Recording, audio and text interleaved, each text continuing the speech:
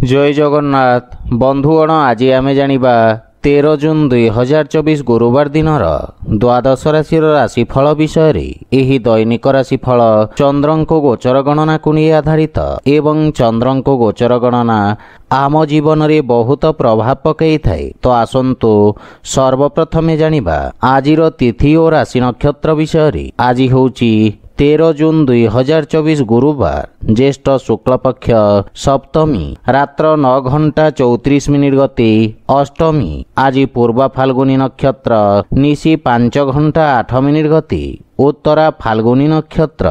आज सिंहचंद्र अहोरात्र। आजिर सांवत्सरिक श्राद्ध सप्तमीर एकधिष्ठ पार्वण। आजिर शुभ बेला दिवा 3:56 रु दिवा 6:37 पर्यंत। आजिर सूर्योदय प्रातः 5:11। आजिर सूर्यास्त संध्या 6:37। आज कर्कट और मकर राशि पुरुष मानक घात चंद्र एवं तुला और कुंभ राशिर घात बार। आज ताल खाइबा निषिद्ध। तो बंधुगण आसंतु जानिबा आजिर राशिफल विषय। ता पूर्वर आम चैनल को जो माने नुआ करी आछंती तळे थिवा लाल रंगर सब्सक्राइब बटन को दबाई आम चैनल को सब्सक्राइब करंतो और पाखरे थिवा घंटी बटन को दबाई ऑल रे सिलेक्ट करंतो काहेकि ना आमे अपलोड करिथिवा प्रत्येक वीडियो रो नोटिफिकेशन आपण सर्वप्रथमे पाई परिबे। तो प्रथमे जानिबा मेष राशि विषय। आपणक राशि पंचम भाव रे चंद्रदेवंको गोचर आपणक कार्यक्षेत्र रे सफलतार नूतन कीर्तिमान स्थापित करिब। दिनटी समस्त छात्र छात्री मानक पई विशेष शुभ फलदायक रहिब। आपणक अधिकार तथा दायित्व रे वृद्धि पाइब एवं वेतन वृद्धि हेबार मध्य जोग रहिछि। परिश्रमर उत्तम परिणाम प्राप्ति हेब। आपणकर सफलता द्वारा किछि लोक आघात पाइबे सेथिपई कार्य संबंधित षडयंत्रु सावधान रुहतु।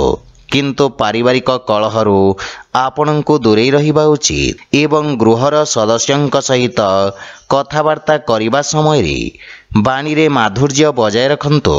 प्रेम जीवन रे बाणीर कठोरता हेतु संपर्क रे फाट सृष्टि होई पारे सेथिपई जुक्ति तर्क और वाद विवाद रु आपण दूरे रुहंतु।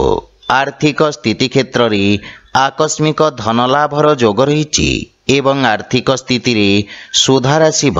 कार्य व्यस्तता मध्य रे स्वास्थ्य अवस्थार विषय ध्यान रखंतु। खाद्य एवं विश्रामर संपूर्ण जत्न नियंतु। आज आपण ओं आदित्याय नमः मंत्र जप करंतु शुभ फल पाइबे। वृष राशि चंद्रदेवंक चतुर्थ भाव रे गोचर कारणरू किछि समस्या आपणको हैरान करि पारि। कर्म क्षेत्र रे परिवर्तन एवं स्थानांतरणर संभावना रहिछि किंतु आपणक कठिन परिश्रम एवं धैर्य बल रे आपण समस्त समस्यारू मुक्ति पाई परिबे। आपणक आत्मविश्वास वृद्धि पाइब एवं निष्पत्ति नेबार क्षमता विकसित हेब जहा फल रे आपणकर किछि गुरुत्वपूर्ण कार्य समाधान हेबार संभावना रहिछि। पारिवारिक जीवन रे पारिवारिक संपर्क खराब होई पारे सेथिपई गृह कलहरु बंचिबा पई आपण परिवारर परिवेश को सकारात्मक रखिबार प्रयास करंतु। मातांक सहित थिबा मतभेद को विचार विमर्श करी समाधान करिबा परे मानसिक शांति बजाय रहिब। आर्थिक दृष्टिरू सामान्य संघर्ष करिबाकू पड़ी पारे किंतु परिणाम आपणक पई उत्तम रहिब। अनावश्यक खर्च सीमित रखंतु एवं रक्तचाप रोगी स्वास्थ्य अवस्थार विशेष जत्न नेबा आवश्यक। आज आपण असहाय व्यक्ति को साहाय्य करंतु शुभ फल पाइबे। मिथुन राशि आपणक तृतीय भाव रे चंद्रदेवंको गोचर आपणक राजनैतिक वर्चस्व रे वृद्धि करिब एवं आपणक पराक्रम रे मध्य वृद्धि घटिब। आपण निज भितरे एक नूतन सकारात्मक शक्ति अनुभव करने समर्थ हेबे। सामाजिक मान सम्मान वृद्धि पाइब। आपणक भाई भौणी साहाय्य रे समस्त कार्य सफल हेब। पारिवारिक परिवेश स्वाभाविक रहिब किंतु आपणक भाई भौणी माने किछि समस्यार सम्मुखीन होई पारंती। ଶ୍ୱଶୁର ଘର ପକ୍ଷରୁ କିଛି ବାଦ ବିବାଦ ଓ ମନମାଳିନ୍ୟର ସମ୍ଭାବନା ରହିଛି। ସେଥିପାଇଁ ବୁଝି ବିଚାରି କଥାବାର୍ତ୍ତା କରନ୍ତୁ। ଜୀବନସାଥୀଙ୍କ କିଛି ସ୍ୱାସ୍ଥ୍ୟ ସମ୍ବନ୍ଧିତ ସମସ୍ୟା ଦେଖାଦେଇପାରେ। ସେଥିପାଇଁ ମାନସିକ ଚିନ୍ତାକୁ ନିଜ ଉପରେ ପ୍ରଭାବୀ ହେବାକୁ ଦିଅନ୍ତୁ ନାହିଁ। ଆର୍ଥିକ ସ୍ଥିତି ଉତ୍ତମ ଅନୁକୂଳ ରହିଛି ଏବଂ କୌଣସି ପ୍ରକାର ଗୁପ୍ତ ମାର୍ଗ ମାଧ୍ୟମରେ ଧନ ପ୍ରାପ୍ତିର ସମ୍ଭାବନା ରହିଛି। କିନ୍ତୁ ସ୍ୱାସ୍ଥ୍ୟାବସ୍ଥାରେ ଅନିୟମିତ ରକ୍ତଚାପ ଜନିତ ସମସ୍ୟା ଦେଖାଦେଇପାରେ। ସେଥିପାଇଁ ସ୍ୱାସ୍ଥ୍ୟକୁ ଅଣଦେଖା କରନ୍ତୁ ନାହିଁ। ଆଜି ଆପଣ ଭଗବାନ କୃଷ୍ଣଙ୍କୁ ତୁଳସୀ ଦଳ ଅର୍ପଣ କରନ୍ତୁ, ଶୁଭଫଳ ପାଇବେ। କର୍କଟ ରାଶି, ଆପଣଙ୍କ ଦ୍ୱିତୀୟ ଭାବରେ ଚନ୍ଦ୍ରଦେବଙ୍କ ଗୋଚର ଆପଣଙ୍କ ସାଥୀମାନଙ୍କ ସହିତ ସମ୍ପର୍କରେ କିଛି ତିକ୍ତତା ଆଣିପାରେ। କିନ୍ତୁ ବାଣିଜ୍ୟ ବ୍ୟବସାୟ ଦୃଷ୍ଟିକୋଣରୁ ଦିନଟି ଉତ୍ତମ ଲାଭଦାୟକ ରହିଛି। ଆପଣ କାର୍ଯ୍ୟକ୍ଷେତ୍ରରେ ଉତ୍ତମ ସଫଳତା ପ୍ରାପ୍ତ କରିବେ। ରୋଜଗାର ବା ନିଯୁକ୍ତି କ୍ଷେତ୍ରରେ ପଦୋନ୍ନତିର ସମ୍ଭାବନା ରହିଛି। ଯେକୌଣସି କାର୍ଯ୍ୟରେ ଯାତ୍ରା କରିବା ଆପଣଙ୍କ ପାଇଁ ଲାଭଦାୟକ ପ୍ରମାଣିତ ହେବ। କିନ୍ତୁ ପାରିବାରିକ ଜୀବନରେ ଜୀବନସାଥୀଙ୍କ କିଛି କଥା ଆପଣଙ୍କୁ କଷ୍ଟ ଦେବ। କିନ୍ତୁ ପିତାଙ୍କ ପୂର୍ଣ୍ଣ ସହଯୋଗ ଓ ମାର୍ଗଦର୍ଶନ ଆପଣଙ୍କୁ ଲାଭ ପ୍ରଦାନ କରିବ। ମାତା ଓ ଜୀବନସାଥୀଙ୍କ ମଧ୍ୟରେ କିଛି ବିବାଦର ସମ୍ଭାବନା ରହିଛି, ଯାହା ପାରିବାରିକ କନ୍ଦଳ ସୃଷ୍ଟି କରିପାରେ। ପ୍ରେମ ସମ୍ବନ୍ଧରେ ପ୍ରଗାଢ଼ତା ଆସିବ ଏବଂ ଆର୍ଥିକ ସ୍ଥିତି କ୍ଷେତ୍ରରେ ଆଂଶିକ ଧନଲାଭ ବା ସମ୍ପତ୍ତିରୁ ଆପଣ ଲାଭବାନ ହେବେ। ସ୍ୱାସ୍ଥ୍ୟାବସ୍ଥା ଉତ୍ତମ ଅନୁକୂଳ ରହିଛି ଏବଂ ଆପଣ ରୋଗରୁ ମୁକ୍ତି ପାଇବେ। ଆଜି ଆପଣ ସୂର୍ଯ୍ୟଦେବଙ୍କୁ ସିନ୍ଦୁର ମିଶ୍ରିତ ଜଳ ଅର୍ପଣ କରନ୍ତୁ, ଶୁଭଫଳ ପାଇବେ। ସିଂହ ରାଶି, ଆପଣଙ୍କ ରାଶି ସ୍ଥାନରୁ ଚନ୍ଦ୍ରଦେବଙ୍କ ଗୋଚର ଆପଣଙ୍କ କାର୍ଯ୍ୟରେ ସଫଳତା ପ୍ରଦାନ କରିବ। ବିରୋଧୀ ଓ ଶତ୍ରୁମାନଙ୍କୁ ପରାସ୍ତ କରିବାରେ ଆପଣ ସଫଳ ହେବେ। ଯଦି କୌଣସି ଆଇନଗତ ବିବାଦ ଚାଲିଛି, ତେବେ ବିଜୟର ଶୁଭ ସମ୍ଭାବନା ରହିଛି। ଅନ୍ୟମାନଙ୍କ କ୍ଷେତ୍ରରେ ହସ୍ତକ୍ଷେପ କରିବା ଆପଣଙ୍କୁ କ୍ଷତି ପହଞ୍ଚାଇବ। ରୋଜଗାର କ୍ଷେତ୍ରରେ ଏହି ଗୋଚର ଆପଣଙ୍କୁ ଶୁଭଫଳ ପ୍ରଦାନ କରିବ ଏବଂ ପରିସ୍ଥିତି ଉତ୍ତମ ହେବାକୁ ଲାଗିବ। ପାରିବାରିକ ସ୍ତରରେ ଆପଣ ଜୀବନସାଥୀଙ୍କ ଭାବନାକୁ ସମ୍ମାନ କରିବେ ଏବଂ ପ୍ରେମ ଭାବ ବୃଦ୍ଧି ପାଇବ। ପରସ୍ପର ମଧ୍ୟରେ ଗୁରୁତ୍ୱପୂର୍ଣ୍ଣ ବିଷୟରେ ଚର୍ଚ୍ଚା କରିବେ, ଯାହା ଜୀବନ ସମ୍ବନ୍ଧିତ ଗୁରୁତ୍ୱପୂର୍ଣ୍ଣ ନିଷ୍ପତ୍ତି ନେବାରେ ଆପଣଙ୍କୁ ସାହାଯ୍ୟ କରିବ।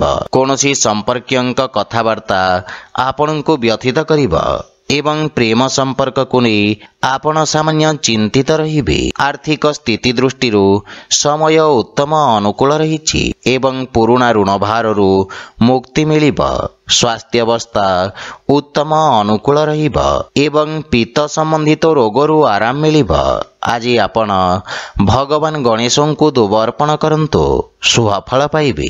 କନ୍ୟା ରାଶି, ଆପଣଙ୍କ ଦ୍ୱାଦଶ ଭାବରେ ଚନ୍ଦ୍ରଦେବଙ୍କ ଗୋଚର ଆପଣଙ୍କ ରୋଜଗାର କ୍ଷେତ୍ରରେ କିଛି ବାଧାବିଘ୍ନ ସୃଷ୍ଟି କରିବ। କ୍ରୋଧର ଅଧିକତା ଆପଣଙ୍କ ପାଇଁ କ୍ଷତିକାରକ ହେବ। ସେଥିପାଇଁ କୌଣସି ନିଷ୍ପତ୍ତି ନେବା ପୂର୍ବରୁ ଭବିଷ୍ୟତର ଯୋଜନା ବିଷୟରେ ଭଲ ଭାବରେ ଚିନ୍ତା କରିବା ଲାଭଦାୟକ ହେବ। ଛାତ୍ରଛାତ୍ରୀମାନଙ୍କୁ ନିଜ ଏକାଗ୍ରତା ବଜାୟ ରଖିବାକୁ ଅଧିକ ସଂଘର୍ଷ କରିବାକୁ ପଡ଼ିବ। ପାରିବାରିକ ଜୀବନରେ ବୈବାହିକ ଦାମ୍ପତ୍ୟ ଜୀବନରେ ସୁଧାର ଆସିବ, କିନ୍ତୁ ପ୍ରେମ ଜୀବନ ପାଇଁ ସମୟ ଅନୁକୂଳ ନୁହେଁ।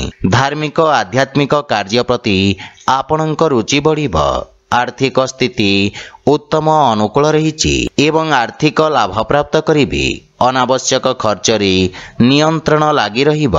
ବ୍ୟବସାୟୀମାନଙ୍କ ଆୟ ବୃଦ୍ଧି ପାଇବ, କିନ୍ତୁ କିଛି ଶାରୀରିକ ଅସୁବିଧାର ସମ୍ଭାବନା ରହିଛି।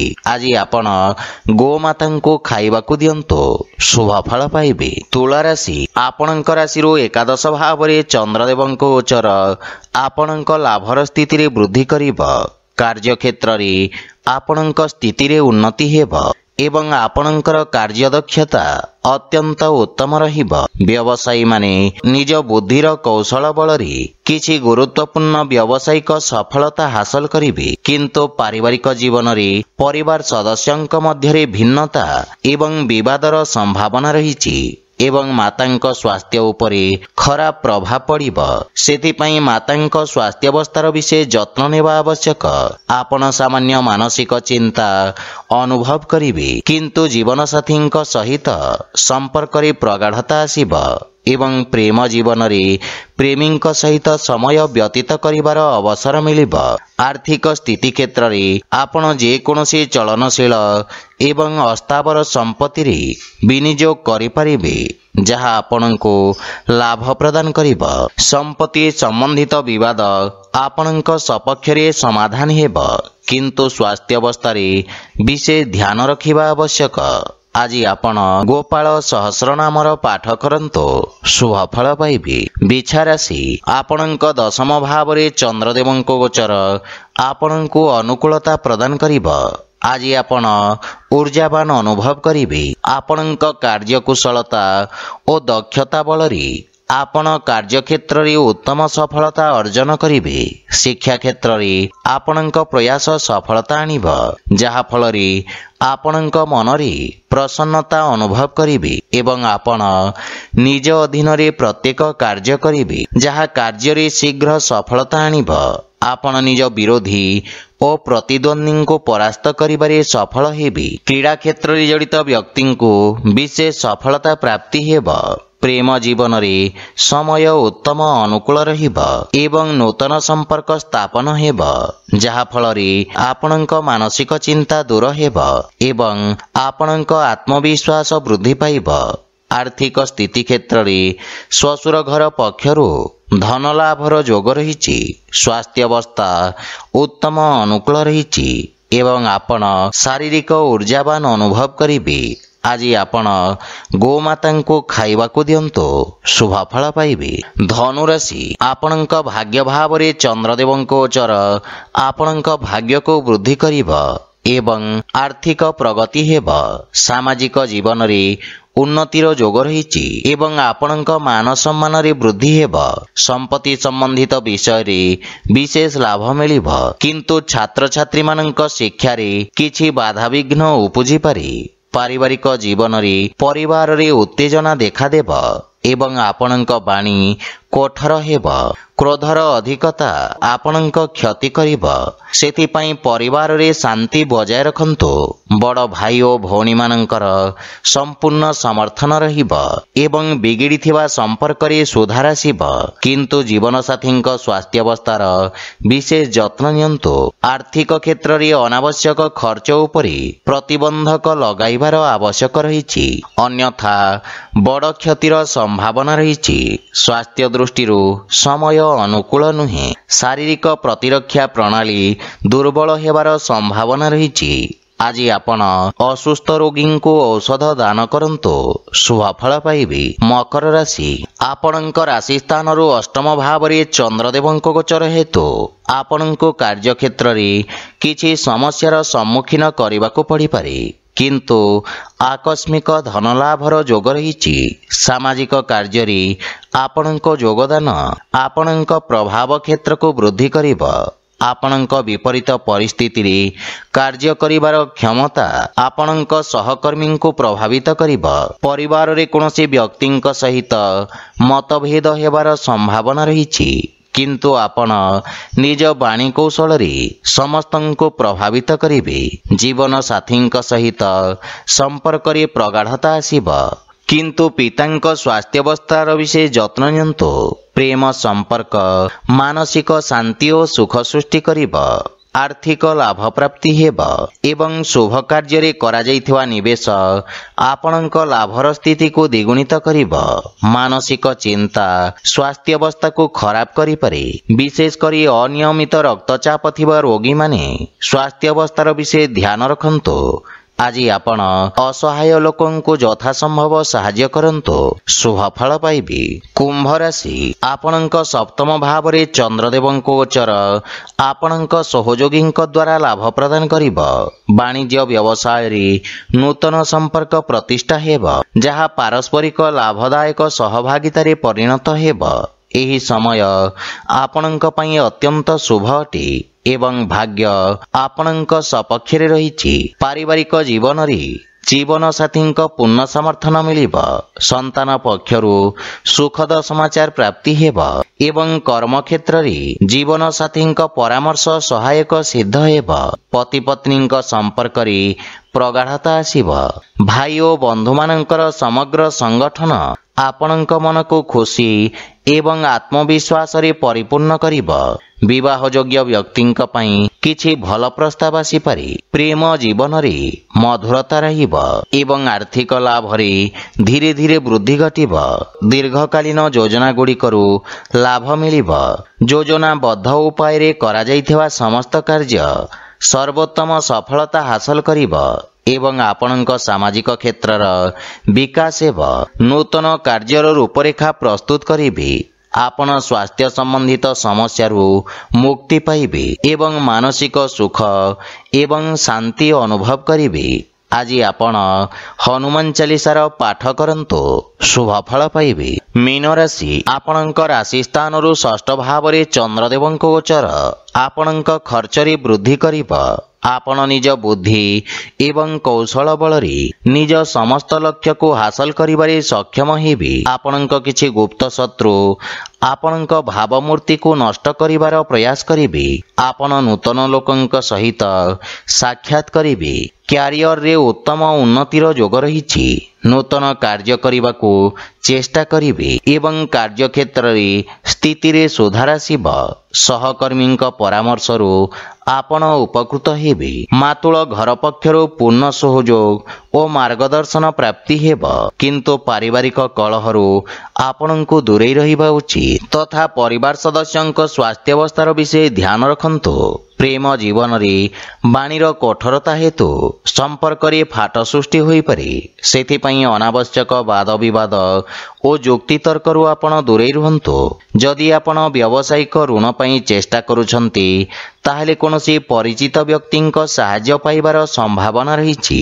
ଗଣ୍ଠି ପୀଡ଼ା ଯନ୍ତ୍ରଣା ଭୋଗୁଥିବା ରୋଗୀମାନେ ବିଶେଷ ଉପକୃତ ହେବେ। ଆଜି ଆପଣ ବୃଦ୍ଧ ଲୋକଙ୍କୁ ସାହାଯ୍ୟ କରନ୍ତୁ, ଶୁଭ ଫଳ ପାଇବେ। ତ ବନ୍ଧୁଗଣ, ଏହା ଥିଲା ଆଜିର ରାଶିଫଳ ବିଷୟରେ। ଯଦି ଭିଡ଼ିଓଟି ଆପଣମାନଙ୍କୁ ଭଲ ଲାଗିଥାଏ, ଲାଇକ୍, ସେୟାର ଓ କମେଣ୍ଟ କରି ଜଣାନ୍ତୁ ଏବଂ ଆମ ଚ୍ୟାନେଲକୁ ସବସ୍କ୍ରାଇବ୍ କରନ୍ତୁ। ଜୟ ଜଗନ୍ନାଥ।